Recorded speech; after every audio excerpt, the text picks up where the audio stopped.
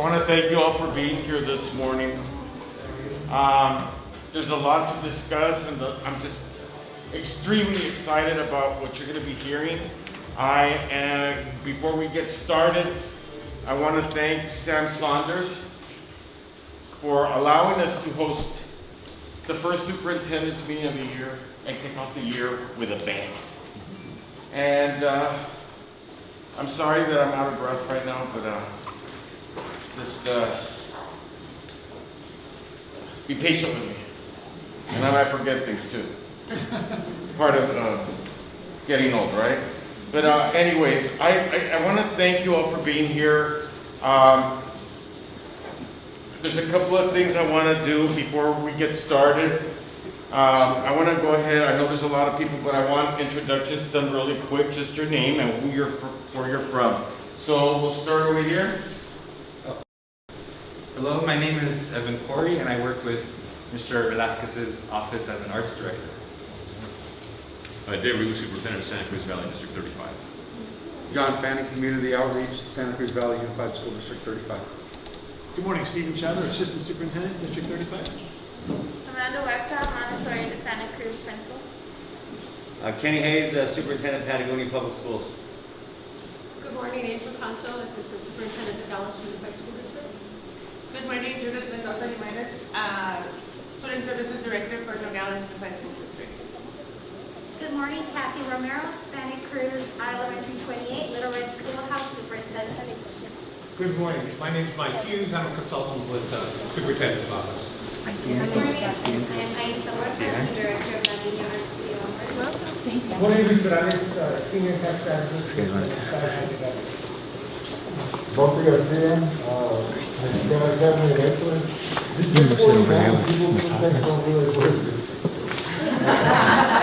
Hi, good morning, everyone. Francisco Padilla, Regional Director of Santa Cruz for First Things First. Good morning, Elizabeth Witherby, Acting President of Hilltop Gallery.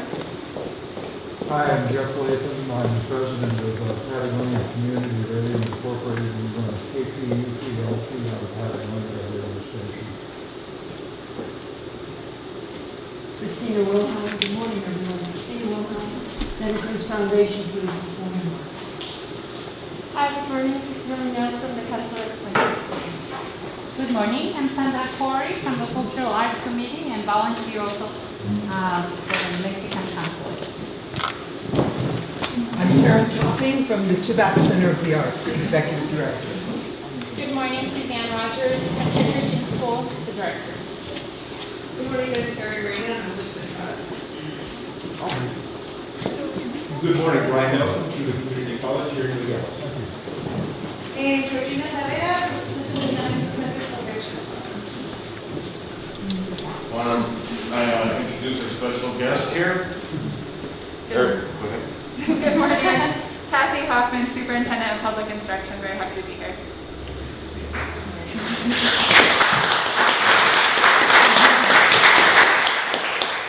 Hi, I'm Leah Neal. I work with Superintendent Hoffman. So I'm gonna, if it's okay, I'm gonna take my mask so you can hear me a little bit better.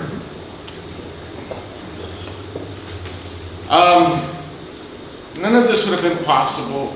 We started, as you all remember, 2 years ago, and things happened with COVID, and we just had to stop this whole arts initiative. It was always in the back of our minds. I want to thank Chris for continuously supporting this vision, Maya, the staff. I want to thank also Evan, who came on board and has done a phenomenal job with continuing this vision, and of course my grant writer, Mike Hughes. But I want to tell you some things that are happening right now. We are moving to the 1904 courthouse. I know that I am not the mayor of Nogales. We are all the mayors of this county. And I want to be part of economic development for our downtown area. It's our kids' responsibility to have some ownership to this downtown area. Even if you're out in Patagonia or Rio Rico, Elgin, or Little Red, this is the downtown area. This was home before everything else spread out. And I just want you guys to be part of this dream and this vision. It's not gonna happen overnight. You know, and I wanna thank Jennifer St. John and Jesus Valdez, our county manager and deputy manager, for believing in this dream that I had. I wanna make it an art center. And I want you to be part of it. I want our students to be part of it. It's not gonna happen if I don't have your support. And I've always had it.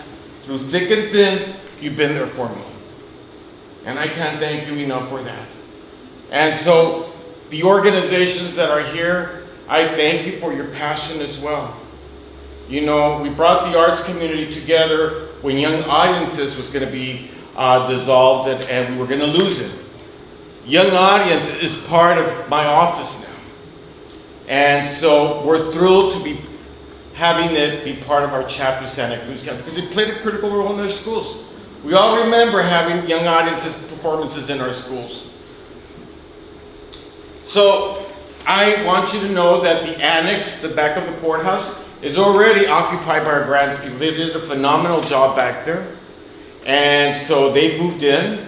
The 1904 courthouse, Chris and I will be moving in this month. And my window faces Sacred Heart Church and the downtown area. And so we're gonna have an art gallery and a photography studio down there. So my dream is to have concerts over there in front of the pillars of that courthouse. I want that people to see that we're still alive and that regardless of what's happening, we're moving forward. And the kids are going to play a critical role in this by their performances. Our jazz bands, our mariachi, our ballets folklóricos, their art in display in this courtroom. So I can't do it alone. I thank my staff. I thank all of you for doing what you've done. And now I want to ask our educational leaders of this county to embrace this as well. I can't do it alone. We need all your support, and I know you've been there for that. I had asked Evan to bring in a piano and put it through the dome, but that was impossible. I couldn't have Elton John come down and perform for us. How about that? But we got Evan who will be doing the performances. Not only is he the art director, but he's a musician and he's passionate about his art. And so I also want to congratulate, where's Superintendent Romero? Will you please stand up? She's 100 years old tomorrow. And I want to congratulate Little Red for celebrating 100 years. And I also want to welcome some new people to our cohort. I know we got Pima Community College and the Santa Cruz Center here, and I thank you for being here. You know, art is critical, and it's going to be part of a movement that we're going to start this month. We are calling October Arts Month. There's going to be a big billboard put as you're driving into Nogales, and you're going over the bridge to go on to Patagonia. We're taking on that big billboard there. Evan has worked diligently with everybody and the organizations, and he'll be talking about that, about events that we will be doing. And again, I know there's a lot going on, but I hope that, you know, we can get everybody to be part of this. And I should take a note. Also, November 1st, we'll be hosting the state superintendent's meeting here. And so last time, Rio Rico FBLA did a presentation on the region.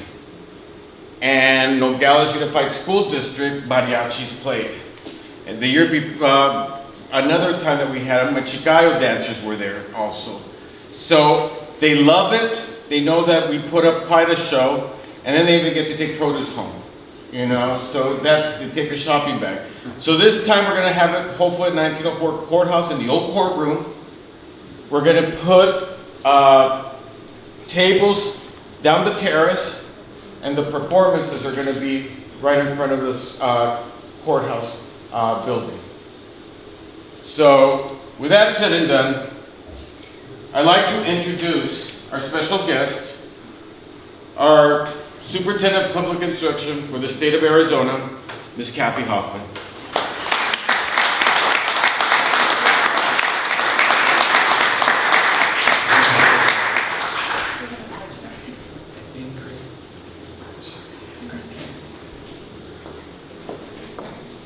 We have a slideshow to go with it, then I'll just start. Thank you so much for having me. It's such a pleasure to be back in Santa Cruz County, down here in Nogales. I had the opportunity to come down here a couple times before COVID, and then during the pandemic, it's been really hard to travel. So it's just truly my honor. I feel just tickled to be back. I'm really excited to be back on the road, being able to connect with our communities across the state. Now I know what you're all really wondering. Is it a boy or a girl? It's a girl.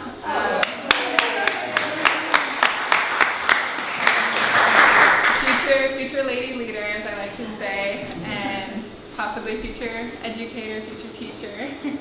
Definitely future public Arizona student. Can't wait for her to be enrolled in one of our wonderful public schools. So yes, we're very excited, and she should be here by Thanksgiving. So this is my 8th month and my last trip before, just in case. I also wanted to take a moment to acknowledge respectfully that the geographical landscape of Santa Cruz County also sits on the ancestral homelands of those indigenous nations that have inhabited this land for centuries, including the Tohono O'odham and Okata peoples. Thank you. Thank you. I know they're looking for Chris. Chris gets caught up in doing the No tours. worries. It's fine. I can keep going too. Moving a car. Okay. No problem. Well, first I want to commend you all for your collaboration and being here today to celebrate the arts. That is phenomenal. We know when we think about our school communities and our students, we want them, for our students, school is so much more than just the basic academics, which of course are very important, the reading, writing, and math, but it's so much more than that, building those social emotional skills, engaging in the arts, in music. When I met with students, especially during the pandemic, and I asked them, what's going well, what are the challenges during the time of remote learning, many of them said to me, I miss music, I miss band, I miss being next to my friends. And so I think this is so important. That thank you to Superintendent Velasquez for bringing you all together to celebrate the arts, to make it a priority, to bring the community together. I think that's one of the best parts of our public school system, is that those strong ties between the classroom and the educators and the community. So thank you so much for making that a priority. Superintendent Hoffman, I also want you to know that not only do we have our districts here, we have our charter schools, we have our Montessori schools, and we even have our private schools. It's about the kids. We're not putting labels on this, and we have first things first too, early childhood involved here, and the other extreme post-secondary. I love it. Thank you so much for that collaboration. And so we also have a Garbo who's going to be interviewing you throughout the day sometime when we're eating and all that. He's doing We Love Nogales, and so that'll be posted on YouTube. Yes? Okay, Yeah. well, we wait for Chris to come up. Why don't we show them the banner, Evan, that was created for the Arts Month? And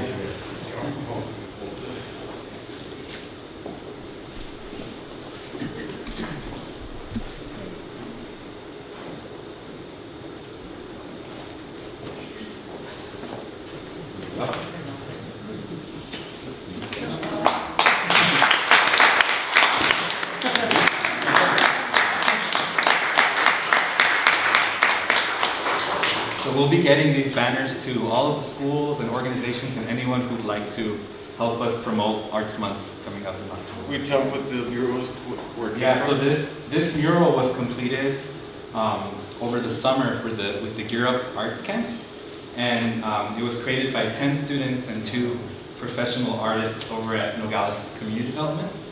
And we're going to be talking about the murals in a bit, but it's very exciting because they're popping up everywhere now, and like you make one and it just keeps multiplying.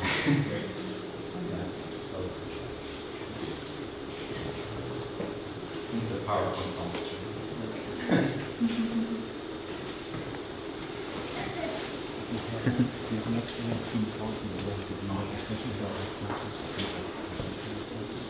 And so I asked Superintendent Velasquez for this opportunity to meet with you all to present this because I want our school leaders and community to know how the Arizona Department of Education is working to serve our communities across the state. I know especially our superintendents get so many emails and there's so much to think about when it comes to COVID and the pandemic that I wanted to make sure that I was personally doing outreach to share what we're doing, to share what opportunities are available to our schools.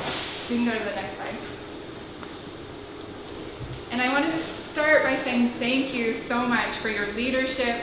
I know during the pandemic, especially that this has been one of the most challenging times of our lives, especially for our students, for our teachers, for our principals and our school communities, for our families. So truly, first, thank you for all your service to our communities. And I wanted to be sure to share a resource that we've created in partnership with Access that is called the Arizona Peer Support Program. This is designed for teachers, principals, administrators, anyone who's experiencing burnout, which is very real right now. It's a way to connect with a local peer, free, confidential, someone who needs someone to talk to, and these peer supports have been trained in crisis intervention and can help to provide some resources. So I wanted to make sure you're aware of that resource. Next slide, please. Now you've probably heard a lot about the CARES Act funding, the American Rescue Plan, federal funding, so I wanted to be sure to provide an update on how the department is allocating our federal COVID recovery dollars. So out of all the federal recovery funding, the department does have a portion of that we get to allocate out for statewide initiatives. And so I wanted to make sure to share a little bit more about that in the updates. So as we've been thinking about how to allocate these funds, we've been very strategic in thinking about how can we leverage these funds and make them stretch, make them help what's needed across the state, making sure they're evidence-based programs, and also making sure we're partnering with community organizations and our post-secondary partners, our state universities, to really stretch these dollars and have a big impact on our state. Next slide. And so I'm going to highlight some of the initiatives. This is just a sampling of some of the different ways that we have allocated our federal funds so far. To date, the department has allocated roughly $175 million in these state initiatives, and we haven't yet started spending the American Rescue Plan funding, so that will be an additional $150 million that we still have to allocate, and I'll talk about that in a few minutes. But so far from what we call the ESSER 1 and ESSER 2, the CARES Act funding, just to highlight a few of these initiatives, we've been very focused on some of these key areas. So for thinking about accelerating student learning and student equity, we have invested in discovery education, which I'm actually going to come back to in a minute. We also heard from stakeholders across the state that our state needs a new, updated special education cost study to see how special education dollars are being allocated and looking at the shortages in our special education educators and the impact that has on our staff and on our schools. So we did invest, we're in the process of initiating a special education cost study to help inform the decisions of our lawmakers on special education policies. We've also partnered with ASU to create a program called Math Momentum. This is specifically to target middle school math. And we know that math is one of the academic areas that has been most impacted by the disruptions to student learning. And so if you're interested in learning more about that program, we can connect you with ASU. And essentially it's a tiered program. Some of our schools don't have a certified math teacher, so they can help to provide the certified math teacher virtually, and they can also help to provide the curriculum as needed. So it's a resource support for schools that need the extra supports in the area of math for middle school students. As you all know, educator recruitment and retention has always been a huge issue. One of the reasons I even wanted to be in this position was to help advocate on behalf of our educators and teachers across the state. So we've done a lot of work in investing in our teachers and making sure that there is all kinds of professional development opportunities available to them. So we've done a lot of work with our state universities during the pandemic to provide new and tailored professional development opportunities for teachers. And then we also worked with the Arizona K-12 Center to expand their ability to provide teacher mentoring to new teachers. So that mentoring also is crucial for helping our teachers feel successful in the classroom. Next slide. As I've met with our students, especially, but also our educators and our parents, I've heard countless times how the mental health and social emotional well-being of our students needs to be a high priority, especially coming through the pandemic and beyond. And so we have invested in also professional development in areas like social emotional learning, trauma-informed practices, suicide prevention. So if you need more information on any of those trainings as well, we have that on our department's website. One of our biggest investments, just over $20 million, has been to expand our school safety grant program, which is funding 140 new school counselor and social worker positions across the state.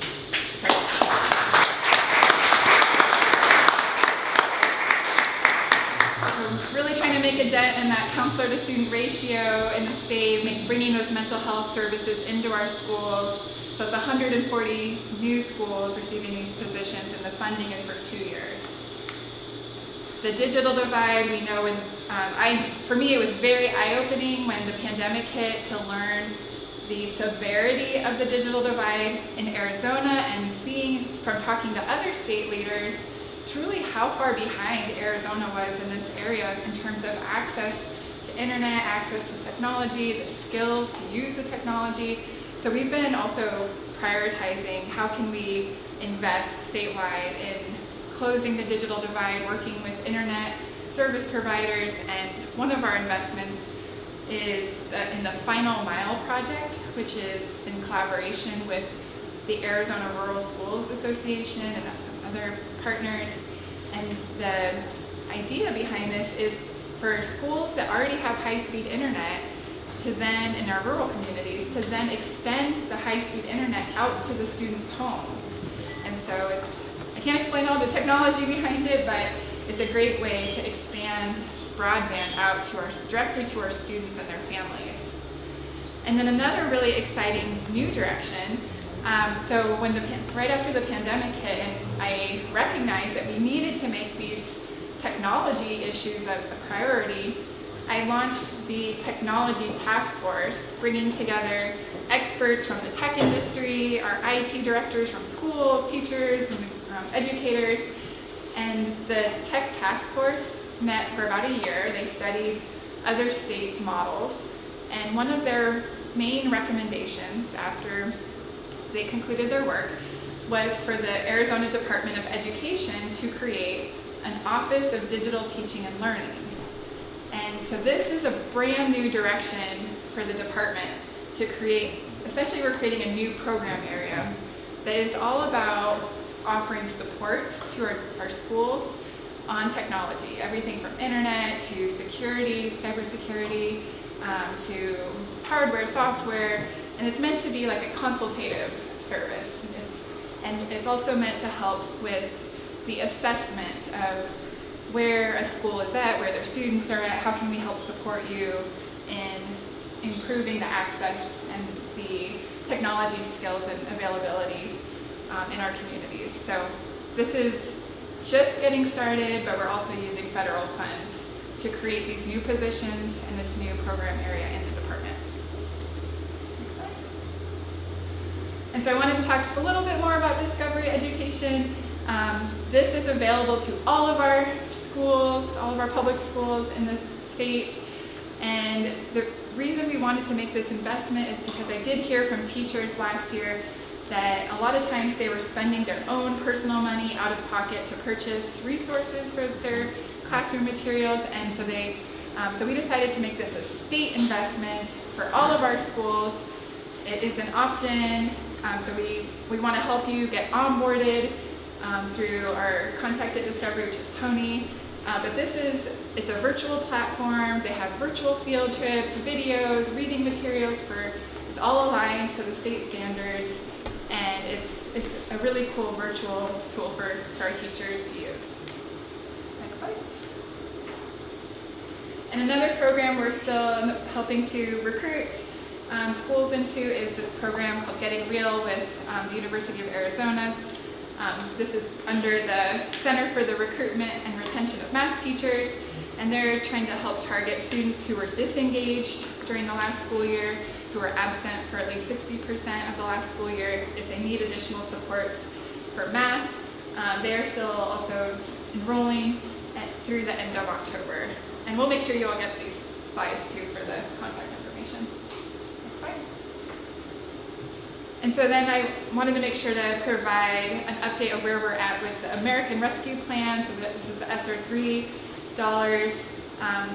This process is different than the CARES Act funding. There's different requirements from the U.S. Department of Education.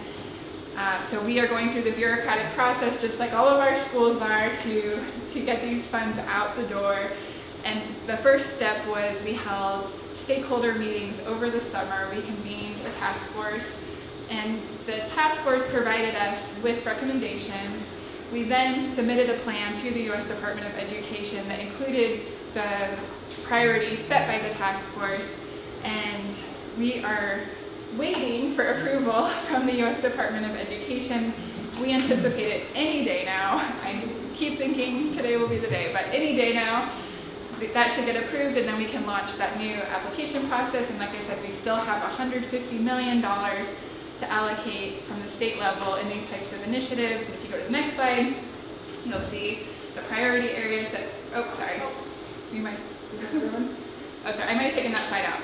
So our priority areas are, again, academic success and accelerating student learning, the mental health, behavioral, physical health of our students, and also student and family re-engagement. So those are some of our key areas that we'll be prioritizing with our ARP funds. Last slide. I just want to make sure you all know we want to stay connected with you all. We hold virtual weekly meetings with our education leaders across the state. If you would like to be receiving emails and getting invitations, you can go to our Arizona Department of Education website. If you click on this right here, the school year 21-22 learn more, there's a form you can fill out, put your name and email in. You can get the email invites.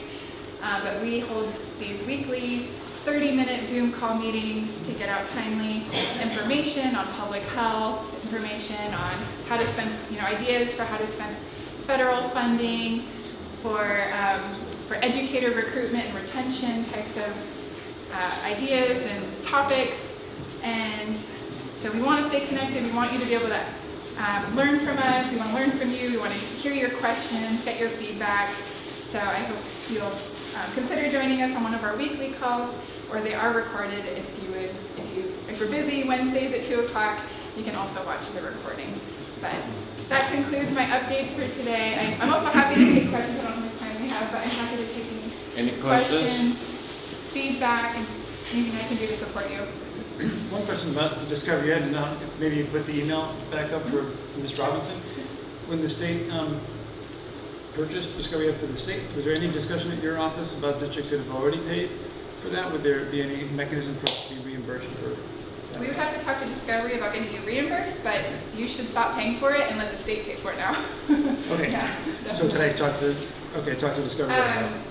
or definitely let us know if you have any difficulty with that, but maybe start with Tony. Yeah, I just wrote down Tony Robinson @ and then you change the Do you slide. mind going back to the Discovery Education slide?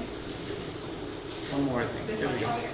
Got it, thank Because you. she's our main point of contact, but please let me know directly if you need more assistance. Okay, well, thank you. Any other questions? I want to thank Superintendent of Public Instruction, Kathy Hoffman, for being here. Vanessa Gallegos, one of our HR.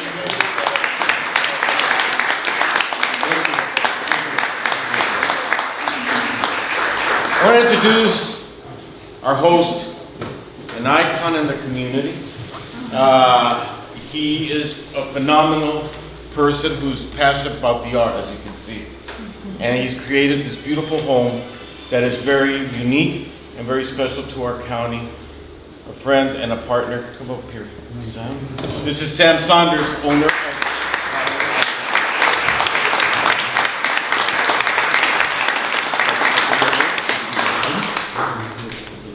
Sure. Well, a couple of words. Welcome. And, great to have you here. Really love doing this, and I really love it when the house is full of people and being appreciated. And so please enjoy yourselves and look around all you want. There's a couple of more buildings and the warehouse on your way out if you'd like. And great to have you all here. Thank you. Thank you, sir.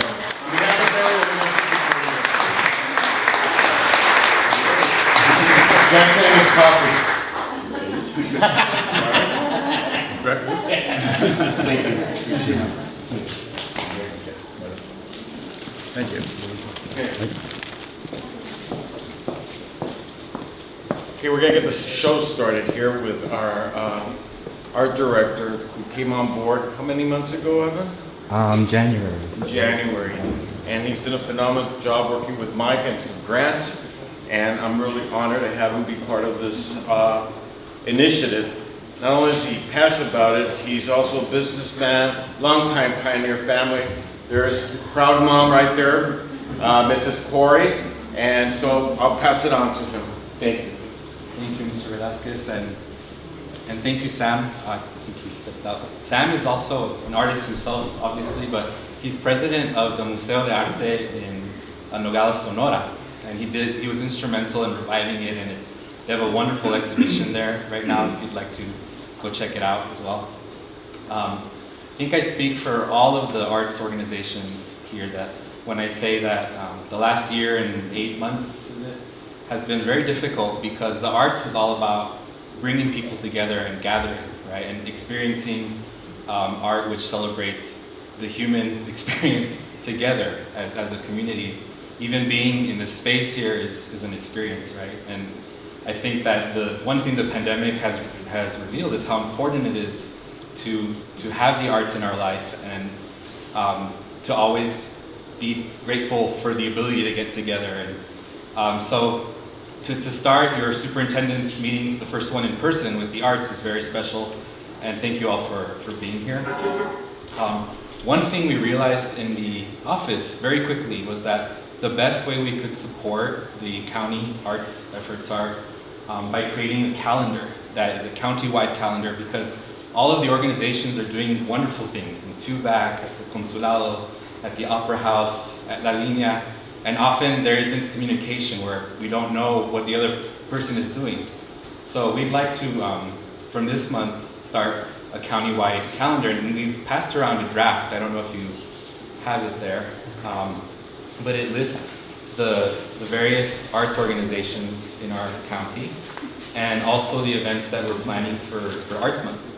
So as Mr. Velasquez shared, we're planning a art exhibit opening at the 1904 courthouse to welcome everyone back into the building, because a lot of people have never been inside, even though they grew up here and have just never seen it. So it's a way to bring the community back into the courthouse, and we'll be on the steps there. And I also wanted to talk a little bit about the murals. So the banner which you saw is one of the murals we did this summer. And a little story from that. There was a high school student involved, a junior named Grecia Solorio, who was part of that group. And she was extremely passionate and inspired, and she drew the cougar by herself. And She'd never done a mural before, but is a prodigy really in her artistic talents. And recently Circles of Peace reached out asking for a mural. They wanted to put a mural in their new offices downtown. And we thought, hey, let's give Grecia an opportunity. And she ran with it right away. She drew something and she just finished it. It's there on Morley Avenue, so please go check it out. And today at 2, we're doing a ribbon cutting if you'd like to join us. And the murals really have an incredible educational component because it's not just a pretty image. There's always symbolism and a story attached to it. And I'm very, very happy that a good friend of mine is here, Juan Carlos Ibarra Michel, who painted this painting which tells the story of Nogales. And it's the next mural that we're working on, together with La Línea and Santa Cruz Advocates for the Arts. And he's here to talk about the painting. So if you wouldn't mind coming up, Juan Carlos. He's really a genius, and sorry to embarrass you. And there's just so much symbolism in this painting, and I thought it'd be nice to have the opportunity to hear you talk about it a little bit. Yeah, thank you first of all.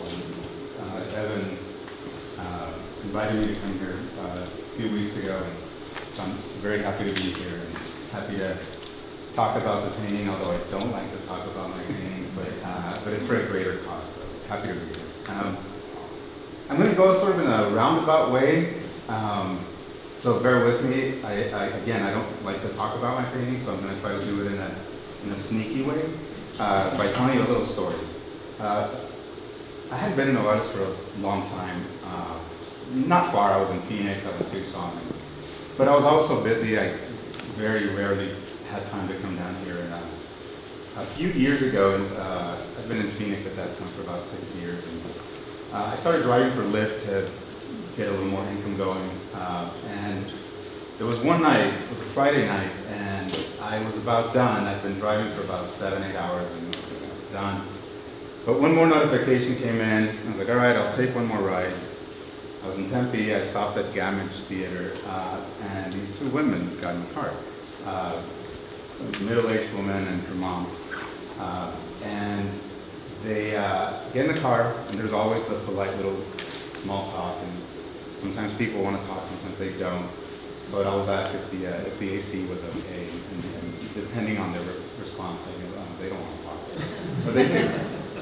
The woman was really, really nice, and her mom was very quiet. And we started talking, and it's always the same thing. Is the music okay? Is the AC okay? Where are you from?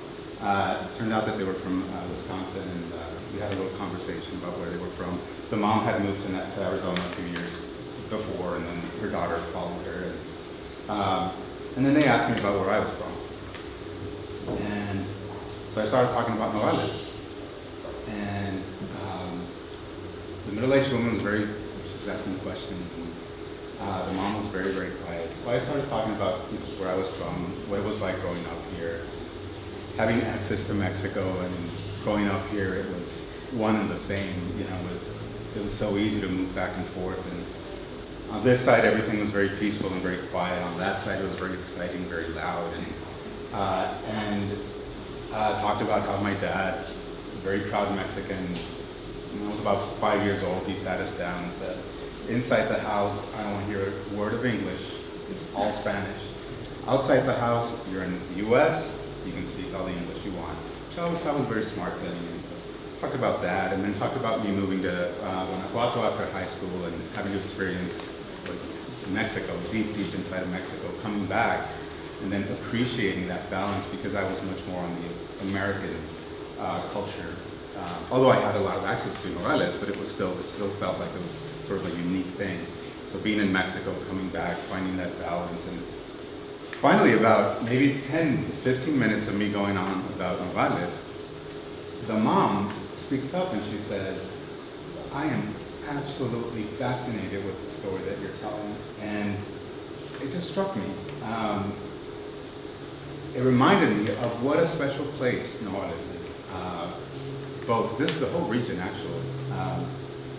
And as it happened, a couple months later, Evan got in touch with me and said, hey, do you want to paint a mural? And I couldn't at the time, but he said, well, would you be willing to do a painting of some idea that, that could eventually become a mural? And I said yes, but I'm gonna have to keep it very, very simple because I don't have a lot of time. That didn't happen because all these ideas, and then Evan and I actually had some text conversations, and some of the stuff that he was sharing about his experience, and he was sharing these amazing photos from old Nogales, and so I very quickly became very nostalgic. You know, a lot of nostalgia came into the formation of the painting, and yeah, the painting is basically about me growing up in Nogales, but also knowing that everyone who grew up in Nogales would find it was the same thing. They'd find that they could identify with this piece. And I guess the only thing I will say directly about the painting is the first idea, the initial idea. Evan mentioned, I don't know if I'll remember this exactly, but he mentioned something about how years and years ago, what was considered downtown Nogales was Elias and Morley. It was these two cities that met at a border. And that was such a, I mean, I knew that already growing up here. I got the tail end of when Nogales was really thriving. I remember going down to Morley and just people everywhere, and it was great. But it just reminded me of like what a special place it is to have the center of two cities be right next to a border. And so the initial idea of that walnut tree being in Noal, sort of in two parts and having a center in the middle, having a heart at the center. And then everything else grew out of there. I'll stop talking now, but if somebody has questions, I'll be happy to answer questions about the painting when we're around or whatever. But thank you for listening, and thank you for what you guys are doing. I think this idea of having arts everywhere, it's such a great idea. It's such a beautiful idea, and I think very important for economic development. And so thank you, and I'm really, really happy and proud to be a part of it. Thank you, Evan.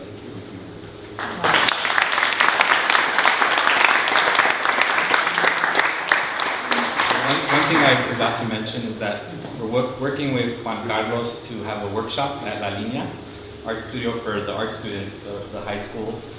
Anyone who wants to come and participate is welcome. And with that, I think I'll introduce Aisa Huerta, who is the director of La Línea Art Studio on Morley Avenue. And La Línea is actually the sponsoring organization for this mural, and we'll be working on fundraising together to make it possible. Aisa?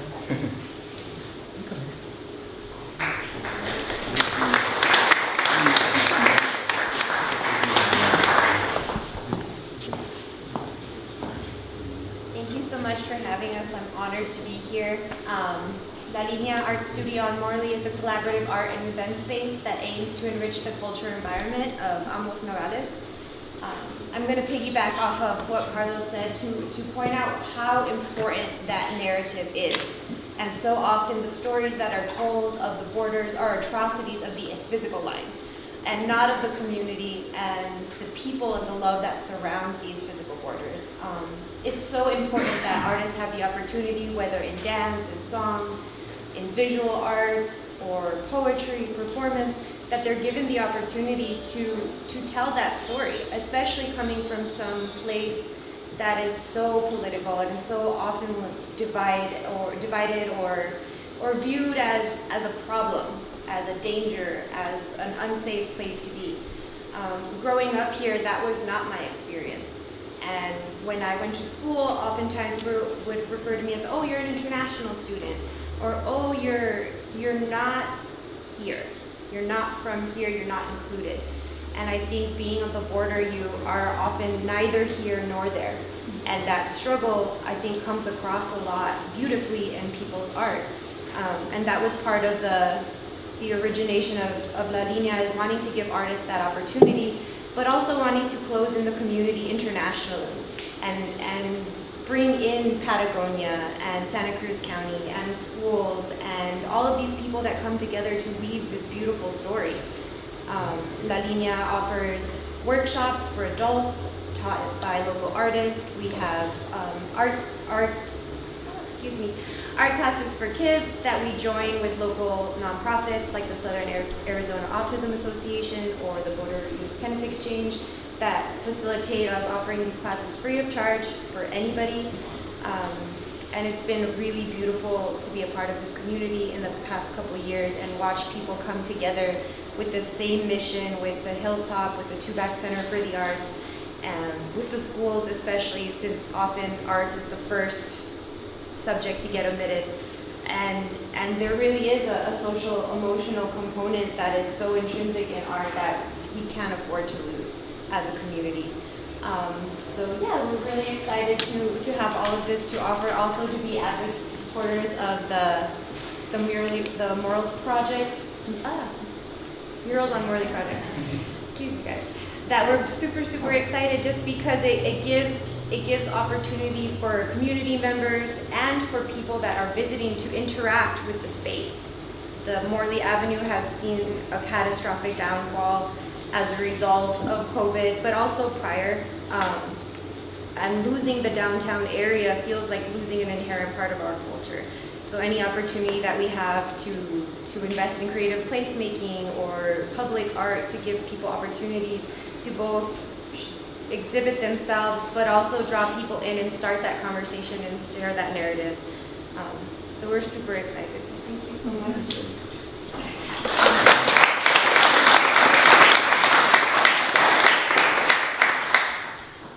Yeah, and we want to thank Aisa and La Linea because they hosted our summer camps.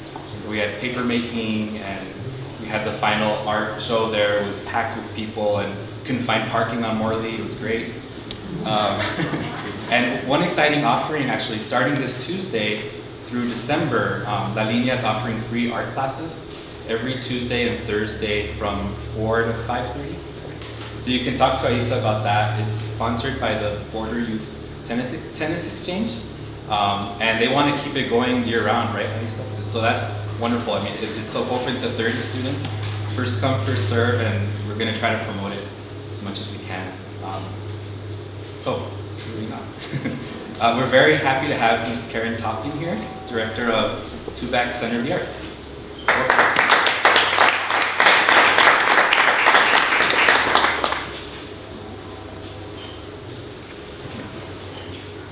I want to thank Evan and the superintendent for gathering all of you and all of us together in this place where we're surrounded by wonderful art.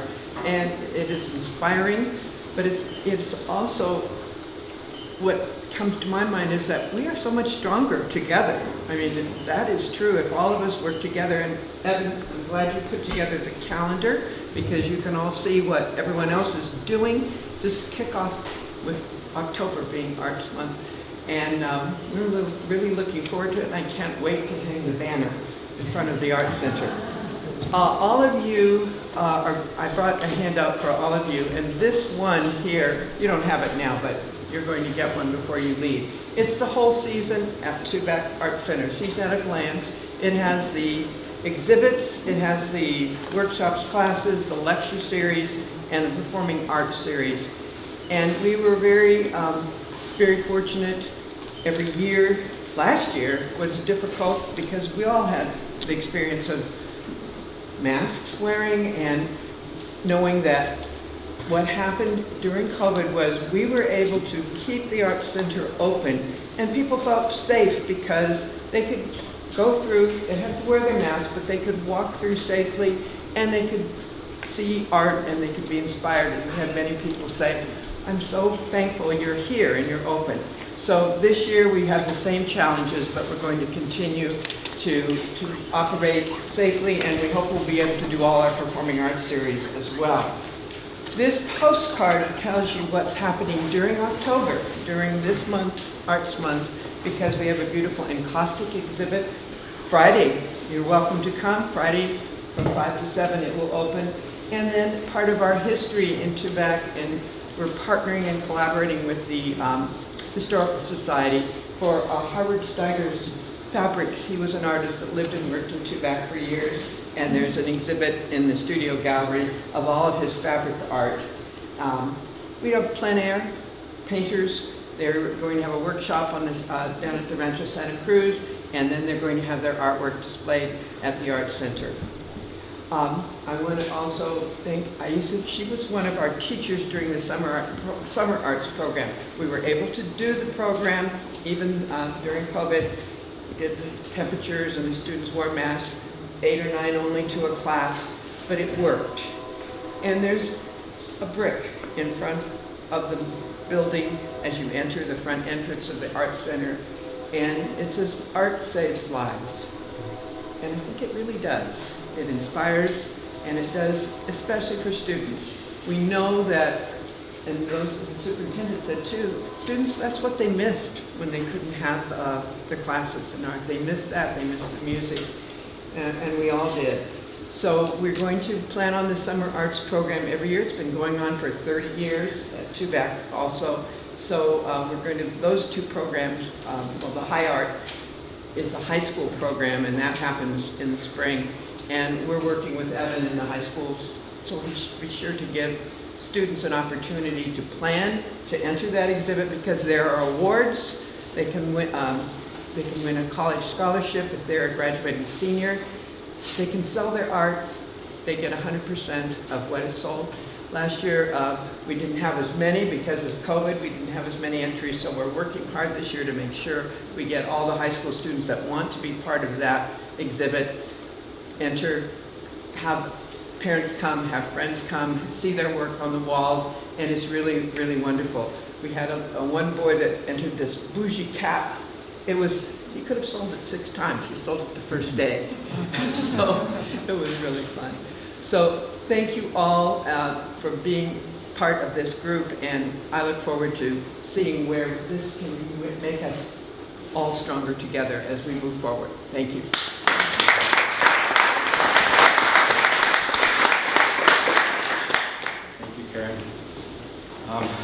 Next, I'd like to introduce a very dear friend and mentor and life coach for me. Christina Wilhelm is a big reason why I moved back, because when the Opera House opened... It wasn't me. My mom. I said one of the big reasons. When the Opera House opened, Christina and Fred decided to have an artist in residence program. So that allowed me to move back and do concerts year-round at the Opera House with all my friends from New York. And it felt like a blessing, you know, to be able to transition back to life here. So without further ado, Christina Wilhelm is here to talk about Santa Cruz Foundation for the Performing Arts.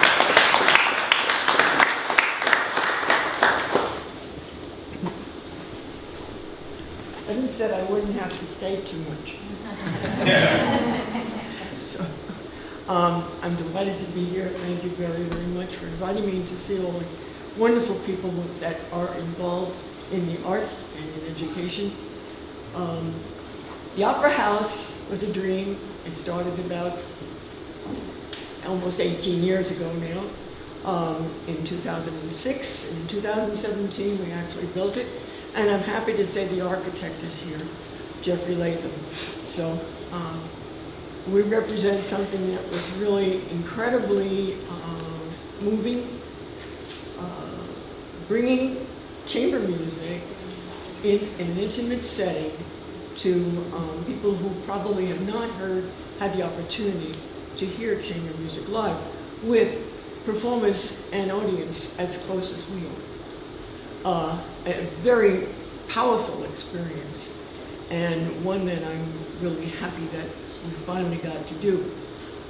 Evan was the artist in residence that first year, and since then we've had, well, we started with house concerts, like places like this, in 2006, and by the time we got to 2017, we had a repertoire of people, which was wonderful, and then Evan brought his friends and world-class musicians from all over the world.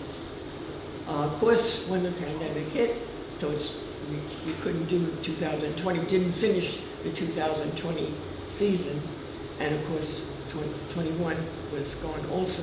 But I'm happy to say that we are back, and we are following the Tucson Symphony's lead. Whatever they do, we do. If it's okay to go into a big auditorium, a big music hall, I think it would be fine to come to the Opera House. We have installed 2 purifiers, state-of-the-art purifiers, and a ventilation system, and it seats 80 people. I think we're in good shape for this season. But what I'm really excited about is we've begun a program with the Patagonia schools, which we've been trying to do for a while. Field trips to the Opera House for the students to come. And what we've already scheduled 4, I think, and they are mini concerts during the school session that will be the previews of the concerts that happen on Sundays.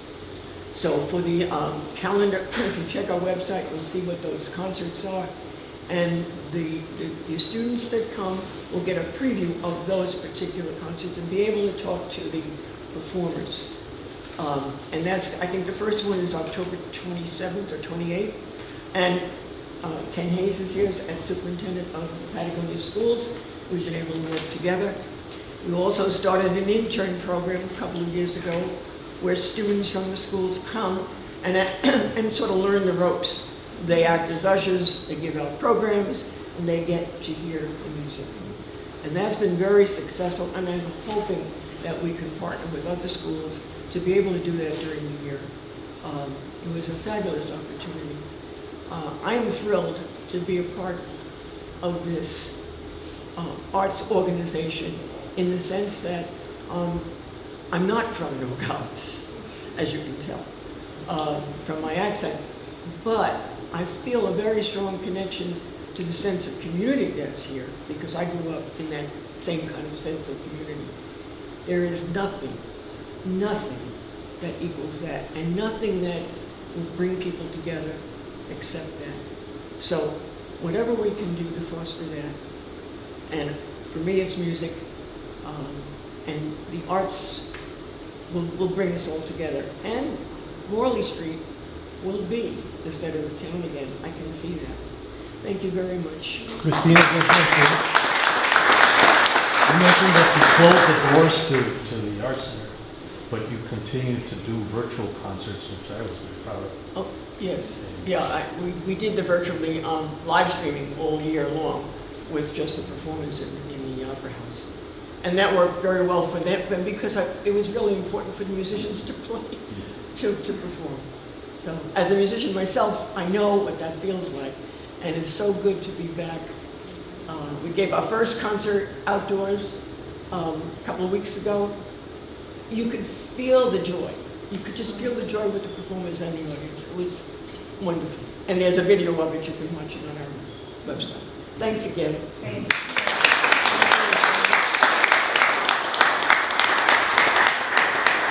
Thank you, Christina.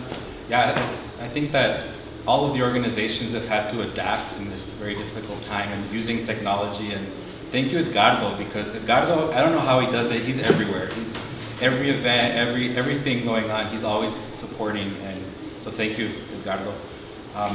Last but not least, we have Liz Weatherby here from the Hilltop Gallery. And Hilltop's about to celebrate 50 years, 50th anniversary. So it's a big milestone, and we're very excited to have you hear this. I'd like to share any. Moving on the spot.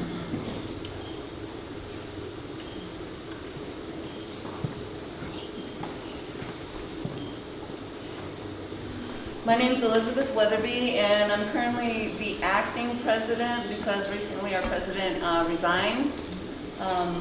So I'm kind of carrying many hats right now. I'm the treasurer, the vice president, the president.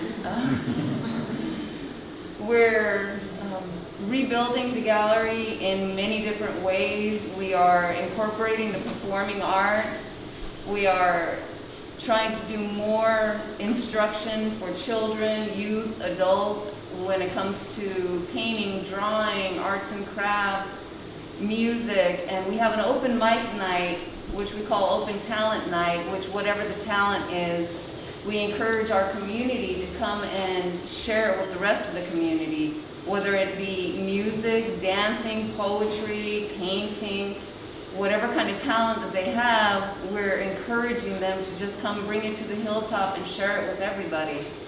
I'm really excited about that because we don't want to be known just as a visual arts venue. We want to encourage the younger audiences to be involved. We want to be able to leave a greater legacy for the youth of this community to be more involved in the arts. And as everybody has stated, it's very therapeutic. It's very necessary for the arts to be more incorporated, whether it's performing, whether it's visual.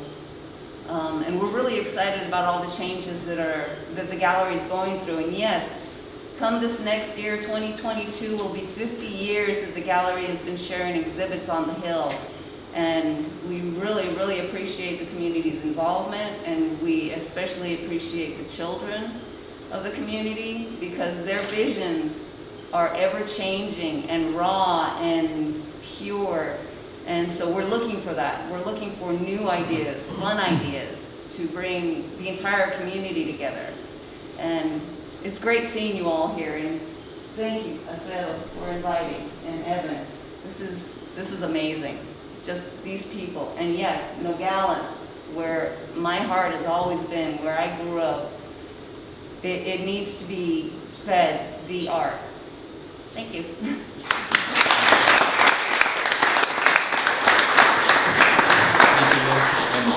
Before I pass it over to Mr. Velasquez to close, I just want to mention too that a culminating event for Arts Month will be the Dia de Muertos Festival, which is sponsored by the Consulado de Mexico and the Cultural Arts Committee. And my mom and I are working together to talk to the schools about bringing arts, and I've been in conversation with our superintendents to bring musicians and music groups, dancers, to try to make it as festive as possible and to really celebrate the whole month. And also the city of Nogales. Oh. They're building a huge altar remembering all the friends and family that passed away for COVID, and they're inviting the community to bring their pictures and personal items. But it's a beautiful event, and normally we have the schools involved, and last year we couldn't do it either.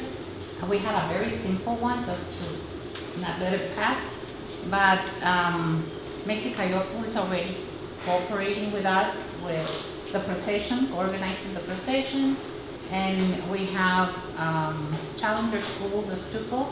They're gonna decorate some of this wood masks, and I'm asking the schools if they can support with any art. Usually, I encourage them to use recycled material. It can be gallons of, milk.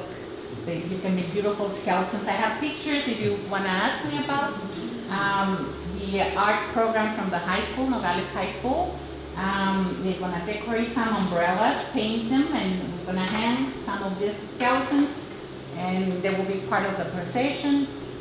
So little by little, we're starting putting all this together, and it's been a tradition for many years.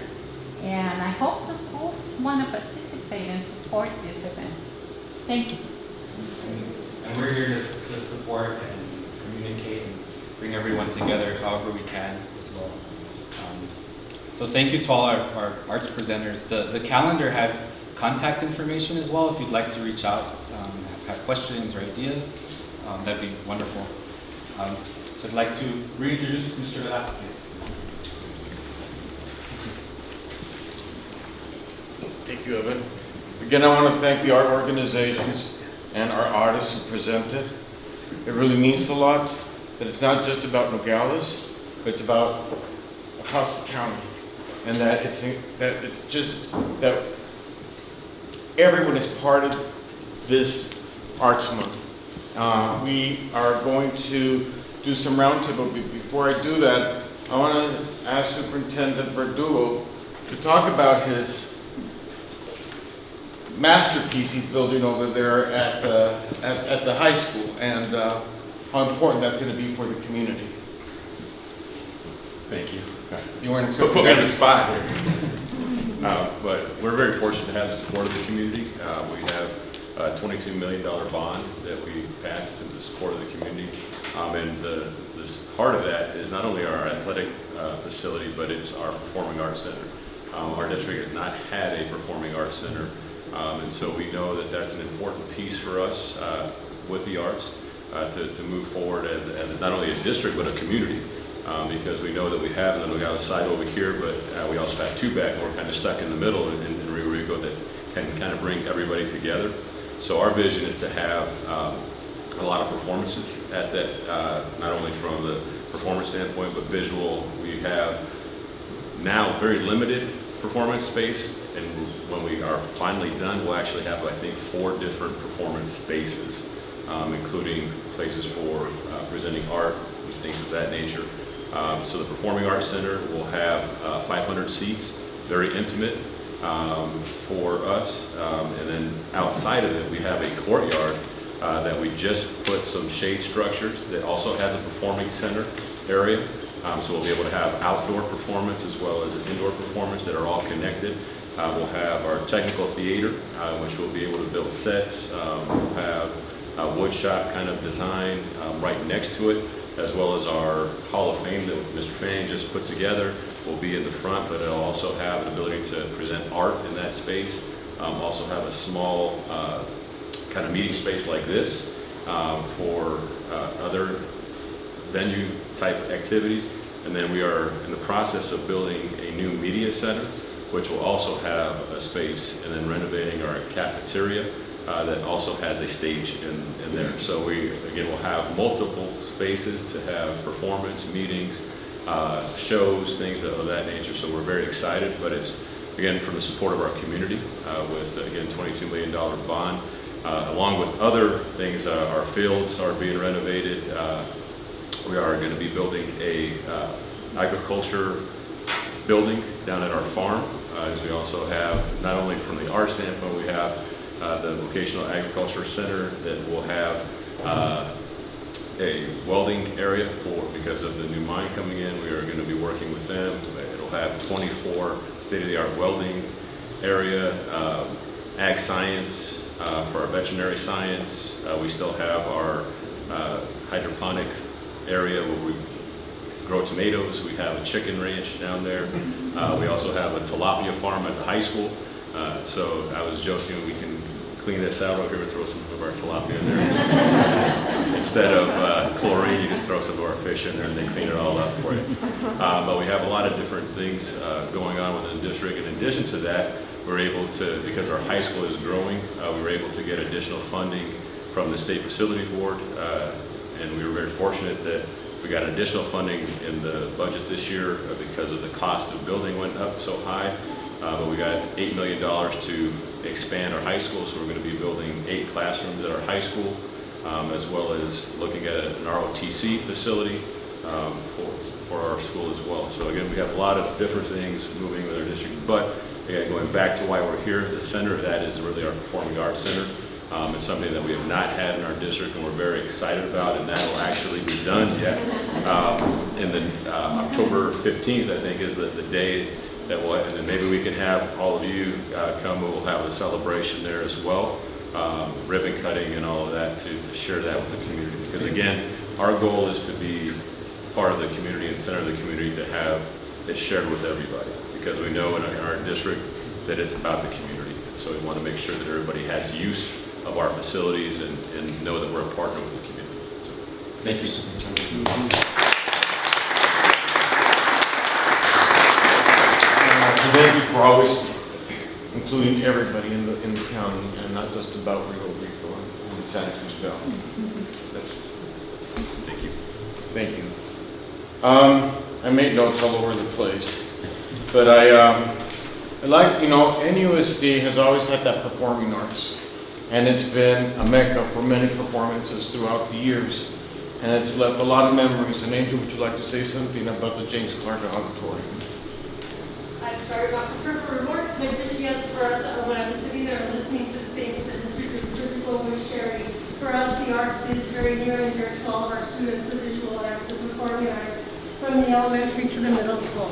And I've so much appreciated hearing all of the different speakers today and seeing the arts, because it is something that's very important to our student.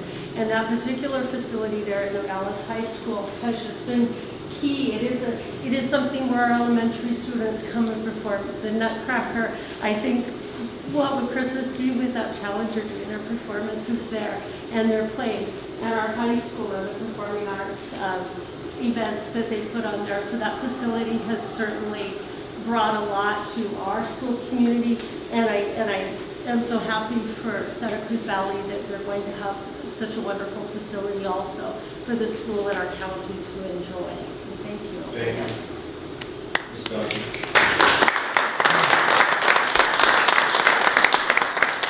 You know, one of the other things that I want to make clear, it's not just about October being Arts Month and celebrating the great talent and highlighting the talent that we have in our schools, but being a year-round event.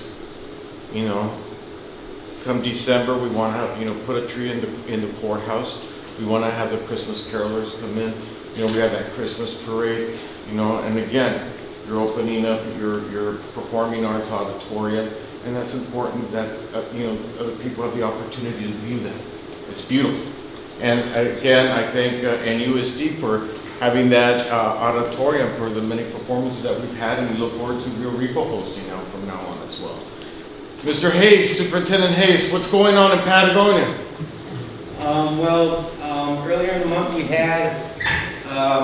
we finally got a drawing program back, and we hired a music teacher last year, so we're getting those programs up and running again. We had a presentation for the elementary kids on the 15th from celebrating Mexican independence. They were together with the Spanish teacher and put that on. We actually have a performance on September 30th, I think that's tomorrow, that we're putting on for the parents and elementary students as well, about the cafeteria.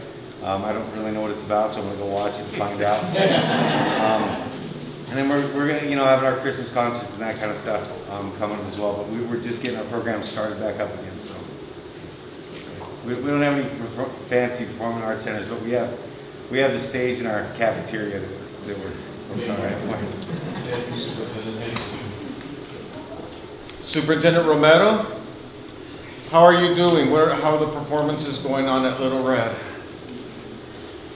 We're doing well. We're very excited about tomorrow. It's going to be our 100th celebration for the school district. It was established way before 1921, and we're happy and proud that we are able to connect with that history of the school. So we will have the history of the school showcased for our students tomorrow, and to our community members, and all of you are of course invited to come over. And the students learning about the history, and 100 years ago we were in the midst of a pandemic, and here we are again, and so that's part of what they're bringing in, and getting time capsules, the art embedded into it as far as all the historical features in it. So we're excited to be part of the history now of the building and the establishment of the school with the history and the arts component part of it. Thank you, Superintendent Romero.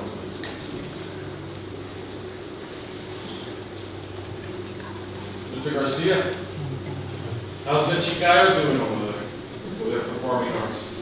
Michigan's starting a cappella course, so hopefully you'll be hearing them. But those of you that went to the celebración de 16 de septiembre, it's our ballet folklórico. Our ballet folklórico is available for any of your events. Let us know.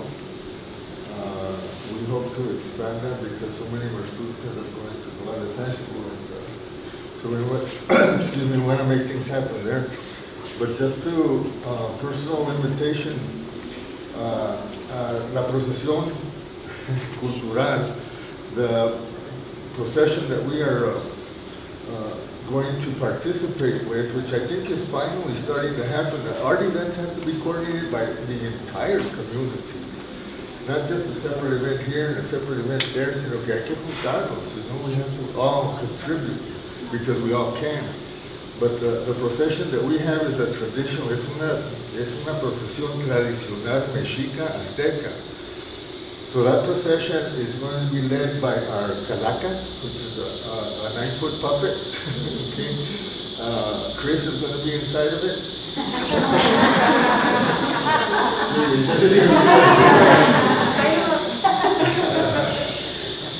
And then our Aztec dancers, our danza mexica, is then, and it's a procession for the entire community. It ends up at a traditional Mexica altar. The thing with the altar is that it is set up honoring nature and honoring the 4 directions and honoring, in terms of level, the growth, starting from childhood hasta nosotros los viejos, ¿no?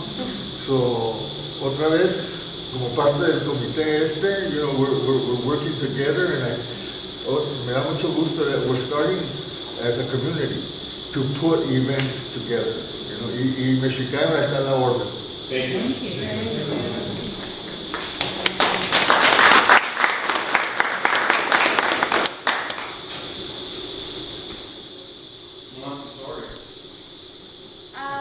We just had our International Day of Peace ceremony last week. It was led by our 6th graders. Every group performed, even our little preschoolers were out there in front of everyone. We invited the community members to pledge for peace. We sang songs about peace, and then community members and students together walked our labyrinth and sang the peace poem. So that was a really great event. Sunshine. Good to see you here. Thank you. We just have we're a small school, so we don't have a lot of the things that most of you have, but we do have a music program, and we're trying to just get that going again and start having some concerts, and I'll let you know once we get a calendar finalized. Thank you. Thank you.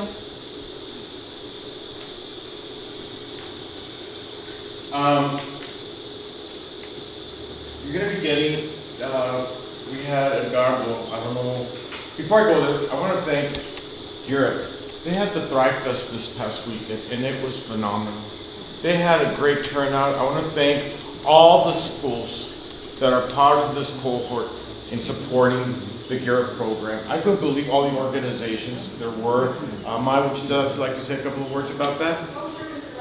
Last week was National Garrett Week, and since Garrett coaches are teaching social emotional learning curriculum called Thrive in the classrooms, we thought, okay, let's end the week with a festival on Saturday, and we used Pearson Field, which was in beautiful shape. It was a beautiful day. I mean, the rain stopped for a little bit, just enough for us to be out there for a couple of hours. We had 30 organizations, local agencies, law enforcement. I mean, we just almost filled half the field with booths and presentations, demonstrations, lots of freebies for families to pick up, and it was just a lot of fun. We had a photo booth out there, and to look through that reel of 100 pictures of all the families having fun and making silly faces in the photo booth was really amazing. So we're going to continue doing that. But the community came together, and everybody took part to try to make it a fun place for kids and parents as well to learn about career exploration. And kids are wondering, where can I go for volunteer hours? I need community service. So there was the Humane Society signing people up, the Boys and Girls Club, 2 dogs were involved with it that morning. It was just a great place to be last Saturday. So yes, thank you all for your support. And as you know, we're waiting for another Garrett grant right now. Let's see if we can get an award and an arts grant as well as a literacy grant. And I want to thank Mike, my partner in crime and grant writing. Thank you for all your support. I couldn't do it without you, and I want to thank all of you for your letters of support. But I also want to ask Brian Nelson from Pima Community College to say a couple of words of what's going on at the center. Hello again, everybody. Happy to say that we've gone post-COVID and we're back with face-to-face classes. We're back to hybrid classes. We had over 50 offered at the center this semester, this spring. There will be about 55, 56 more. Doing lots of outreach at the different secondary schools, the high schools. And we're anticipating some really good news about a large grant with our cybersecurity and networking programs that we'll be a part of. And so more on that soon. But good to see everybody again. Thank you for being here. I want to introduce a gentleman who's come into our county. He's the new consulate for our Mexican consulate. And this is Council Jimenez. Welcome. And would you like to say a couple of words? Thank you very much. I'm Victor Jimenez. I'm new Deputy Consul General of Mexico here in Nogales. I arrived 5 weeks ago. I was before posted in Germany. I was there responsible for political affairs, human rights, civil society. Before that, I was posted in Houston for 3 years, and before that in Washington, D.C. And I just want to express that the consulate is open and wanting to collaborate with you all in cultural projects. Our next big activities, of course, Dia de los Muertos, but we are open and interested in working in any kind of cultural activities. I'm very interested in musical activities. I wanted to be a pianist before, so anything with music is very big in my heart. So please contact us and we will consider any kind of projects. We don't have too many people in the consulate. We are 20 people there, but we do want to work a lot and we are open to many ideas. So please contact us. Thank you very much. Thank you for being here.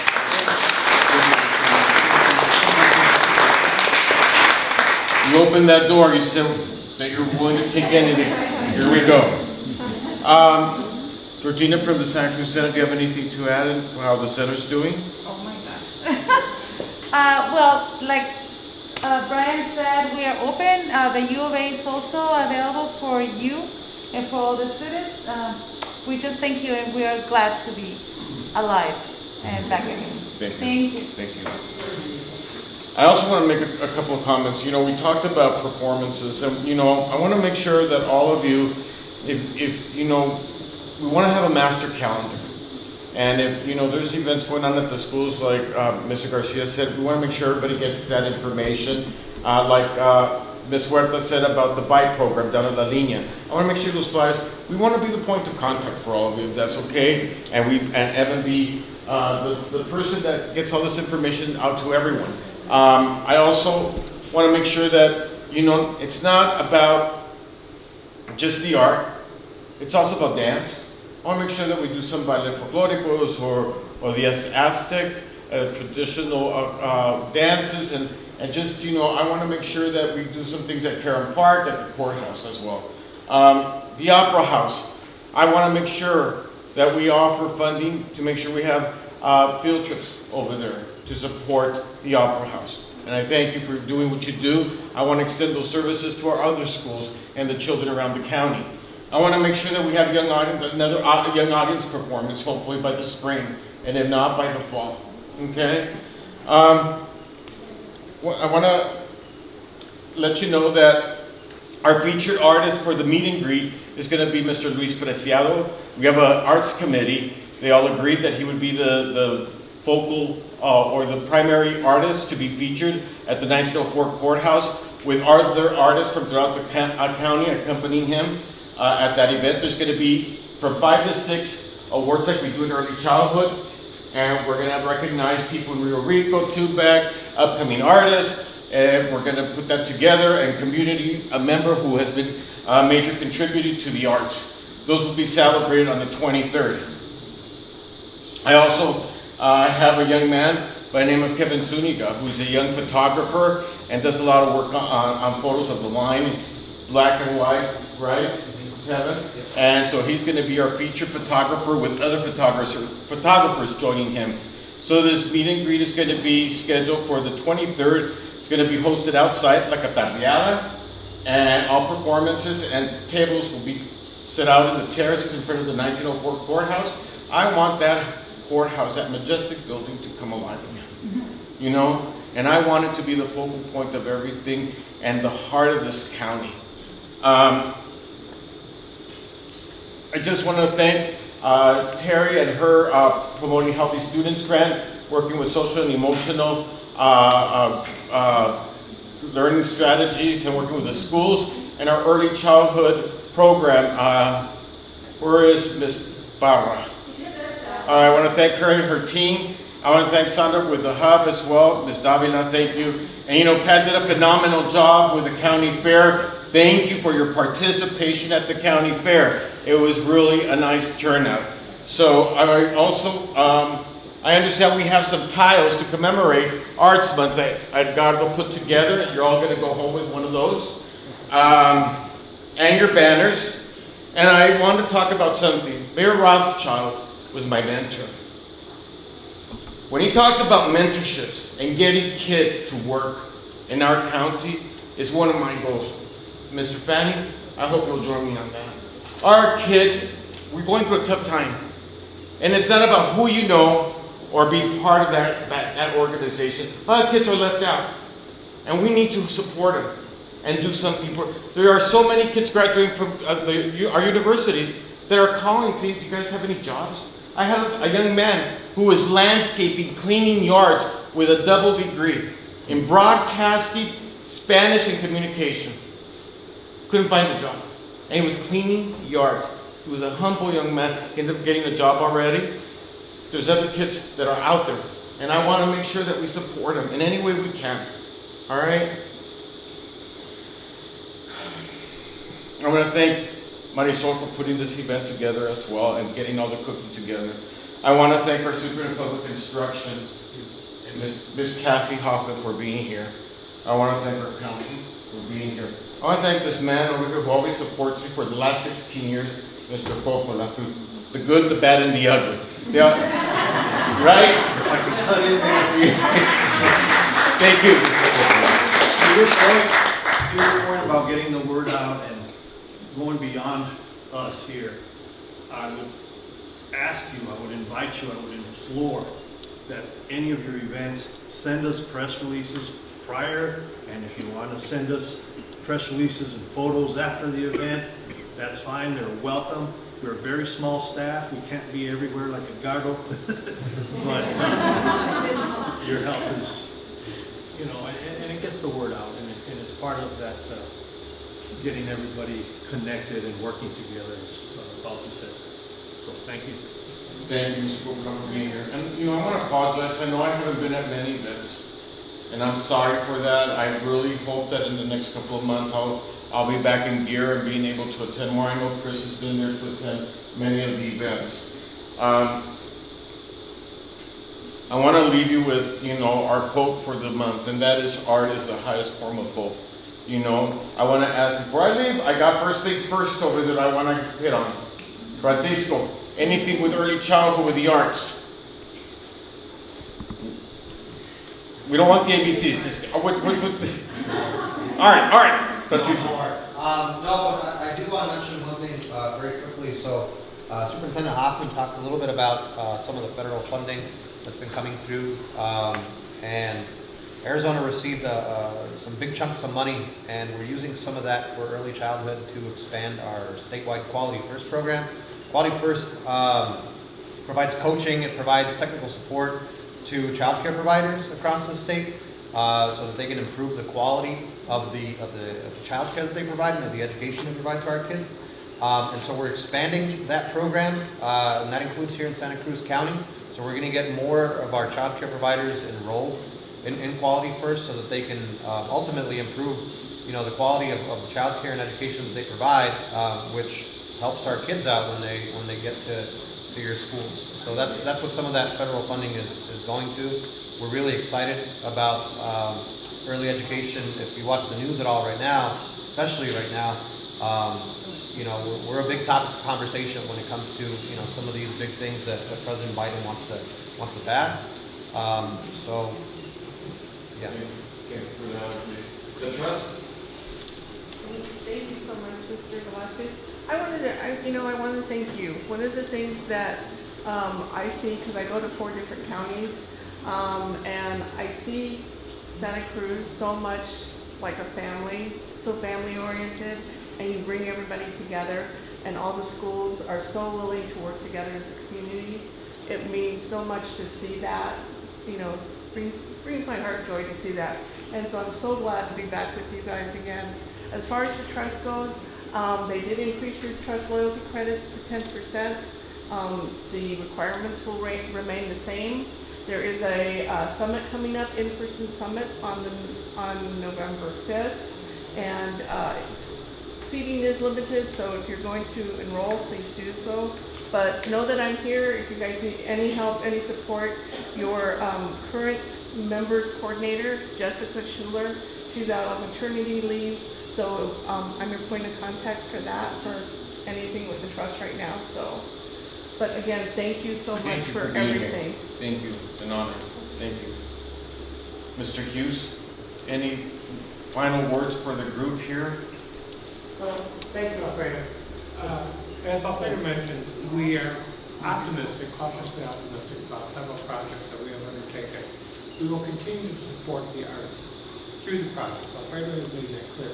Alfredo has set up a plan, and really it's a mantra that, and over a couple of years, that you look at science, science tells you what is happening. You look at math, math tells you how it's happening. You look at language arts, that allows you to express and share what's happening. But it's the arts that allows us to be creative and expand and use ability to see, envision, and to go forward. And so for that, we really want to focus in on the arts as we focus in on the other core principles. So thank you.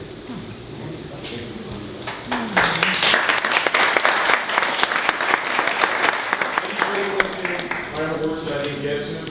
Yes, Superintendent. I apologize. I just wanted to mention that Mr. Fanning is, here in a new position within our district. It's called the community liaison, so that he can connect with all of you, and kind of what we're talking about. So we realized that we needed a person that could have that as their job, is to make sure that we're bringing in people from our community into our district, as well as he can go out and connect with you and let you know what we're doing in the district, so that we can partner in a lot of different ways. So I just wanted to mention that he will be sharing his information with you, so that he can start that connection process. And I look forward to him being part of this consortium as well. We want to include you in our meetings from now on, Mr. Fanning. Thank you. I hope I also, again, I want to thank Evan for doing a great job. Chris, thank you. Staff, thank you for everything that you've done. I'd like to ask everyone if we could take a group photo with Superintendent Hoffman by the pool. Would that be okay? No pushing. Dr. Lunderville, I know how you are. You're a troublemaker. And I also want to congratulate Mr. Shadler for being inducted into the Santa Cruz Valley Unified School District Hall of Fame. Congratulations. Very well deserved. I hope you enjoyed the meeting. Next month is going to be mental and behavioral health. With the theme of domestic violence being for the month of October. So our next meeting is scheduled for the 27th of October. Is that correct? Mr. Young, the 27th? October. I think it's the 27th. The last Wednesday of the month. Last Wednesday. All right, so we're going to do a picture up by the pool. If we can get everybody down there with Superintendent Hoffman. All right. And 1, 2.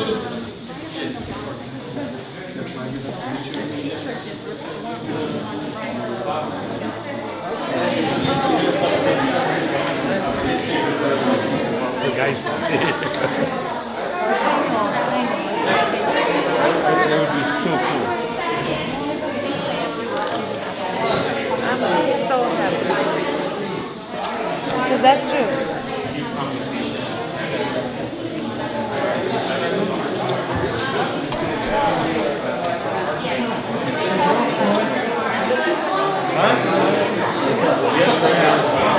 Where are they? Why don't we do them down at the bottom right now?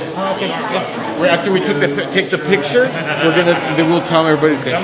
How are you, sir? Good to see you. Thank you for coming. Okay. Get out more. What's that? You need to get out more.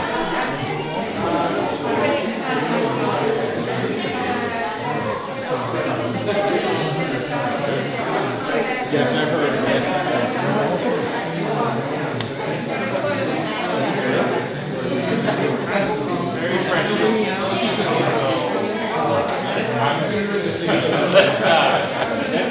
That's another word.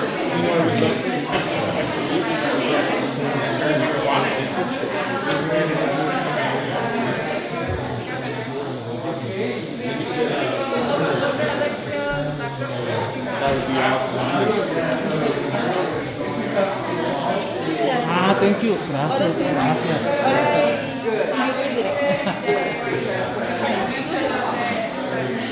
Oye, y nosotros corriendo, ¿no? ¿Cómo estás? Bien, bien, tú. Muy bien también. ¿Qué tal? Pero me dice.